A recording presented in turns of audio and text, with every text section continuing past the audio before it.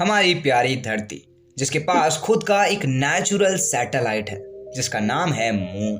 लेकिन खास बात यह है कि आज तक हमने चांद का सिर्फ एक ही साइड देखा है। उसका जो पिछला साइड है वो आज तक हमने कभी भी धरती से देखा ही नहीं। लेकिन ऐसा होता तो होता क्या है, इसका कारण क्या है? तो देखो, जो अर्थ का रोटेशन पीरियड है वो है 24 हावर्स। सेम ऐसी चांद का रोटेशन पीरियड भी 24 हावर्स के अंदर ही है, जिसकी वजह से कभी भी अगर ये एक साथ रोटेशन करते हैं तो ये एक ही पॉइंट पे एग्जैक्टली मीट करते हैं आपस में, जिसकी वजह से आज तक हमें धरती से सिर्फ एक ही हिस्सा मून का देखने के लिए मिल रहा है। लेकिन मेन क्वेश्चन ये है कि चांद के पिछले हिस्से पे है क्या वहाँ कोई एलियन बेस है या फिर कुछ और जो आज तक नेचर भी हमसे छुपाता आ रहा है। So let's come to the video title, The Truth of Dark Side of Moon. मेरा नाम है Shubham and you are watching Science Bull. सबसे पहली चीज ये जानने के लिए हमें ये समझना होगा कि मून का फॉर्मेशन हुआ तो हुआ कैसे।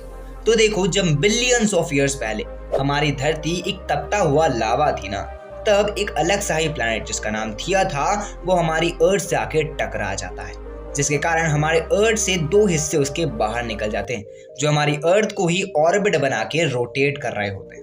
लेकिन जो पिछला वाला हिस्सा था वो आगे वाले हिस्से से छोटा होता है, जिसके कारण उसकी स्पीड बढ़ जाती है और वो डायरेक्टली आगे वाले हिस्से में जाकर के टकरा जाता है और उसके अंदर घुस जाता है, जिसके कारण जो मून टाइप का फिगर बनता है ना, उसका जो पिछला हिस्सा रहता है उसका क्रस्ट मोटा हो जाता है और आगे का जो क्रस्ट रहता है वो पतला ही रहता है। फिर टाइम आते आते तक वो चीजें ठंडी हो जाती हैं और होता ये है कि फिर एस्टेरॉइड की बारिश होना शुरू हो जाती है। वो एक्चुअल में जो ग्रह बना हुआ था एक अलग से वो, और वहां पर जैसे ही एस्टेरॉइड की बारिश होती है तो जो पिछला हिस्सा रहता है ना, वहां पर एस्टेरॉइड कम दबाव मार पाते हैं क्योंकि वहां पर का जो क्रस्ट रहता है वो मोटा होता है, जिसकी वजह से वहां पर वो जो एस्टेरॉइड की बारिश के कारण ज्यादा घाव तो बनते हैं लेकिन अंदर तक नहीं पहुंच पाते हैं। लेकिन आगे वाले हिस्से का क्रस्ट पतला होता है, जिससे वो जो एस्टेरॉइड रहते हैं वो उसकी सतह को फाड़ के अंदर तक पहुंच जाते हैं, और अगर उसकी सतह को फाड़ देते हैं तो वहां पर से लावा निकलना बाहर हो जाता है। और जैसे ही वो लावा बाहर आता है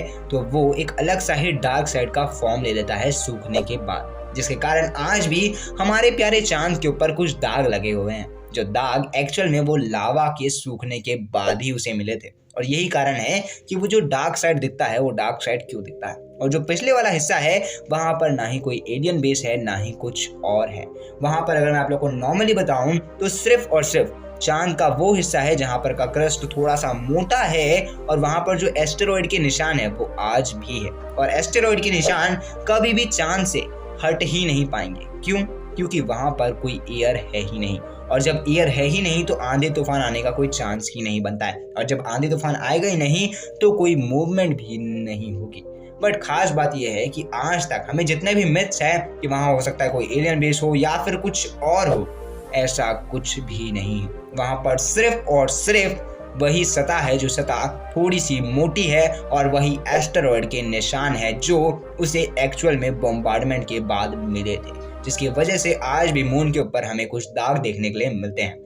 सो यही कहानी है मून के फॉर्मेशन की और मून के डार्क साइड की। सो अगर आपको ये वीडियो अच्छी लगी होगी तो वीडियो को लाइक करना, चैनल पे नए हैं तो चैनल को सब्सक्राइब करके बेल आइकन को भी ऑल पे सेट कर देना। तो फिर मैं मिलता हूँ आप लोगों से अगली वीडियो में। तब तक के लिए जय हिंद, वंदे मातरम and thanks for watching this video.